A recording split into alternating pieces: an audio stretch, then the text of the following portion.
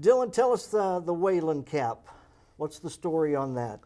Well, my mind, if you spend any amount of time with me, my mind is always in social media. It's really a passion of mine to know and think about what's going to be the attention getter.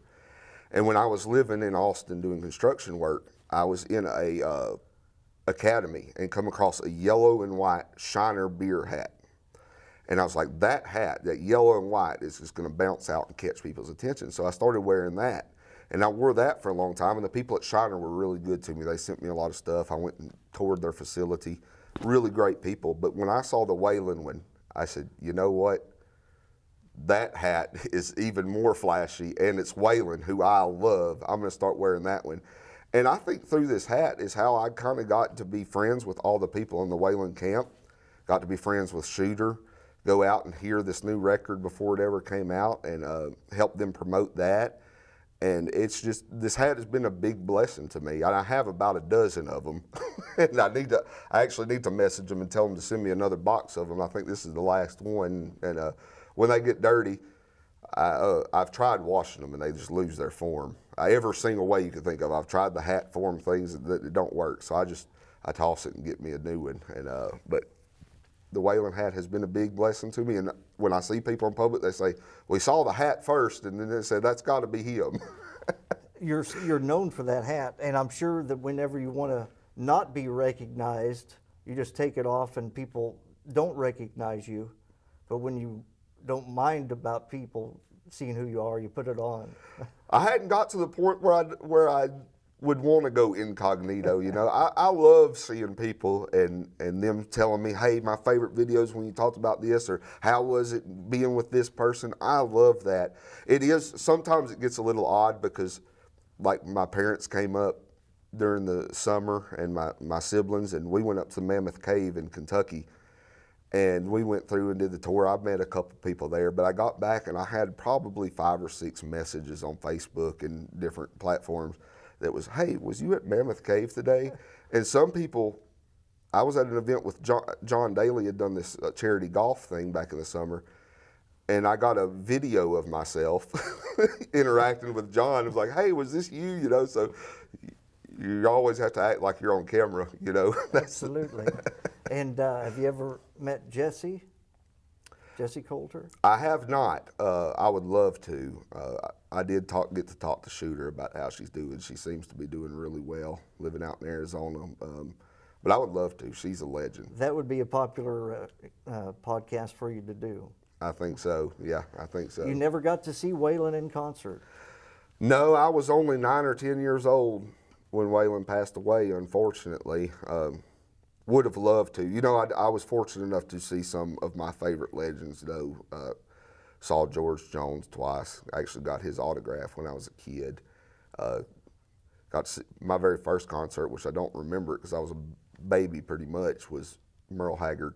Wow. So I've been fortunate to get to see a lot of the legends, but Weldon wasn't one of them, unfortunately. I showed you this over lunch, and we'll show it on the screen. There's a picture of me and Weldon. That's incredible. And that was when I was at my coolest. I'm wearing a Burt Reynolds Trans Am coat, and I'm in the kitchen with Weldon. That's a great coat. Yeah, and there's another one. This is me, and when I had a looking like Keith mullet. Whitley. Yeah, I had a mullet, and that's at Bobby Bear's teddy bear store called the Bear Trap. Yep. Not far from the Legends of Country Music Museum where we're at right now, just across the Music Valley Drive. He had it for years. That's incredible. His teddy bear store, and Weldon was great friends with Bobby Bear, and he would come hang out at the teddy bear store. Imagine Waylonjennings at a teddy bear shop. Dillon, we met at the Grandoleopry backstage. We were both interviewing Bill Anderson. Mm-hmm. And I had been a fan of yours for the last year or so, really watching all of your stuff. And I said, man, can I get a picture with you? And then I got your number and said, could we go out to lunch? And I took a lot of time. It was a pretty long lunch. It was. And picked your brain, got all your tips. And I said, I'm just getting my YouTube going, doing kind of the same stuff you're doing, but different. And that first month on your tips Now, this is not Dillon Weldon money, but that first month on YouTube, I made $1,500. That's incredible. And here we're off and rolling. Yeah, well, I'm glad. Thanks to your input and your advice.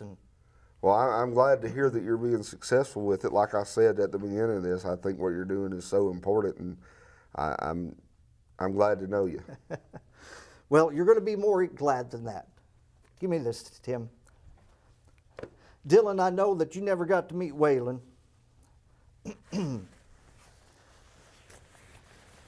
Waylon had an estate sale in 2000, and I went to it. I lived in Illinois at the time. And this is one of his coats that I bought. No kidding. And it has all the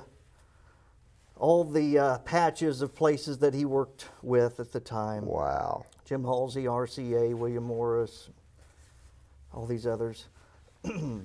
Wow. And give me that letter there. So that was Waylon's coat. And there's a little letter that Weldon and Jesse wrote. And so I got that in December of 2000. Wow. And I've had it 25 years, and now it's yours. Man, I don't even know what to say, Scott. That is, thank you so much. This means the world to me, and I promise you it'll be treasured. Thank you so much for that. You can either wear it or put it up on your wall. It's been on my wall. I've never wore the thing. I wanted Weldon to be the last person to wear it. Yeah, no doubt. I'd be too scared to wear it. This is so incredible. Whenever you interview Jesse sometime, maybe wear that one. I can tell you, he must have got it in the 90s. I'm sure. That's a very 90s Ain't it? windbreaker. Man, this is so cool. I can't wait. I'm going to have to text Shooter a picture of it. I'm sure he'll remember it. That is so cool. Thank you, Scott. There you go. There's your letter from Weldon and Jesse. Wow, I appreciate that so much. I've had that 25 years, and I said, I've got the guy that needs that right now. So. Well, I sure appreciate that. That means more than I can put into words. It really does. Dillon, thank you for your time, buddy.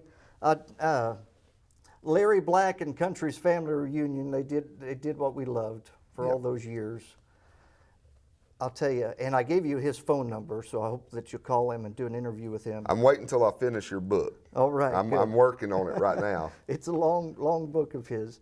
But get an interview with Larry, and then I'm going to, after you get that interview done, I'm going to consider his torch that he had lit all those years.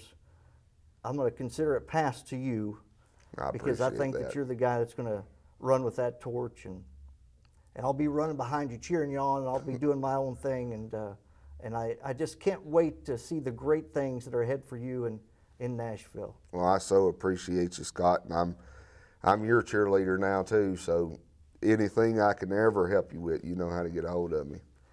Dillon Weldon, do you ever wonder what happened to Dillon Weldon? Well, he's just some bum, moved to Music City, and he's wearing Waylon Jennings' coat. Well, you guys be sure to check out Scott's books and his YouTube channel that's taking off right now. All right, good. After you watch Dillon's stuff, and check mine out as well. We'll show you a good time. I appreciate you, Scott.